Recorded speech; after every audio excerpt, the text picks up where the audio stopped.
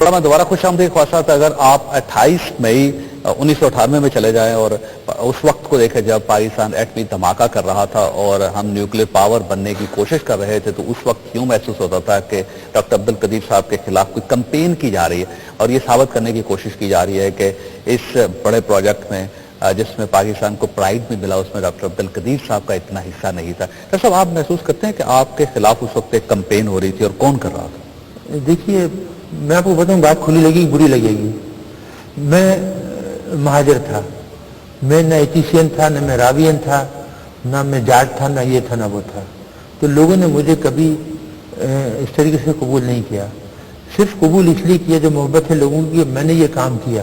آج تک پاکستان میں کوئی ایسا شخص نہیں ہے جس کو یہ شک ہو کہ یہ کام میں نے نہیں کیا، وہ فارنرز ہوں یا لوکل ہوں. اور سب کو پتہ ہے، حکومت کو بھی پتہ ہے کہ اگر میں انریچمنٹ نہیں کرتا اور ویپن نہیں بناتا تو یہ کوئی بھی قیامت تک بھی نہیں بنا سکتے تھے. ابھی تک یہ وہی بیل گاڑی چلا رہے ہوتے، کشمیر ہاتھ سے چلا گیا تو شاید لاہور بھی چلا گیا ہوتا. تو یہ سب جو باتیں ہیں مجھے پرواہ نہیں. مجھے صرف یہی ہے کہ شاید یہ اس وجہ سے ہوا کہ میں سن آف دا سائل نہیں تھا، میری ان سے قربت نہیں تھی. میں منہ پھٹ آدمی ہوں، میں نے خوشامد کر کے یہ کوئی پوزیشن حاصل نہیں کی تھی. میں نے تو جب دیکھا میں باہر تھا، بہت اچھی پوزیشن پہ تھا، اعلیٰ میرا مستقبل تھا. جب ملک کو ضرورت پیش آئی اور میں یہ کام کر سکتا تھا، میں نے خود غرضی کا اظہار نہیں کیا.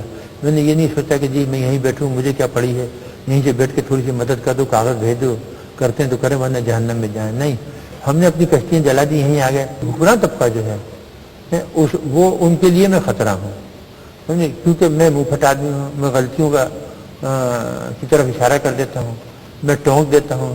کیونکہ میں یہاں نوکری ڈھونڈنے نہیں آیا تھا، میں خوشامد کرنے نہیں آیا تھا کہ مجھے کسی قسم کا عہدہ مل جائے یا میں کہیں اوپر چڑھ جاؤں یا مجھے زمین مل جائے. کچھ میں نے اس لیے اس پورے عرصے میں 25 سال کے عرصے میں 1 گز زمین نہیں لی، 1 روپیہ نہیں لیا.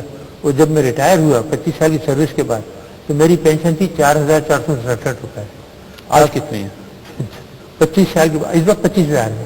پھر وہ بڑھتی جا رہی ہے نا انفلیشن سے، تو وہ انکریمنٹ ملتے. تو آج آپ کو محسوس نہیں ہوتا کہ اگر آپ کرپشن کر لیتے، تھوڑی سی کیا کریں، تھوڑی سی کرپشن کر لیتے آپ، تو کم از کم آپ کے پاس پیسہ بہت ہوتا؟ ہمارے خاندان میں کبھی نہیں ہوا. میرے والد ہیڈ ماسٹر تھے اور والدہ بہت مذہبی تھیں، والد بھی. ہم کبھی تصور میں، ہم بھی تصور کرنا بھی کہ ایک پائی کھاؤ تو اس طرح ہے جیسے کہ اپنی مری ماں کا گوشت کھاؤ. میں یہی کہتا ہوں. اچھا، آپ کو کیوں دور رکھا جا رہا تھا اس مومنٹ سے، اس تقریب سے، اس وقت سے جب پاکستان کو پرائیڈ مل رہا تھا 28 مئی 1998 کو؟ یہ کوشش کی جا رہی تھی کہ ڈاکٹر عبدالقدیر صاحب کو پکچر میں نہیں ہونا چاہیے. اور کیونکہ ہمارے تعلقات نہیں تھے نہ ہمارے گھریلو تعلقات تھے، نہ ہم زبان بولتے تھے ان کی. ہم تو جو جب سے آئے ہیں وہی اردو بول رہے ہیں جو جس طرح بولتے ہیں. تو اس کے علاوہ اور کیا ریزن ہو سکتا ہے؟ میں نے جو دے سکتا تھا ملک کو دیا نا، کسی اور نے تو نہیں دیا.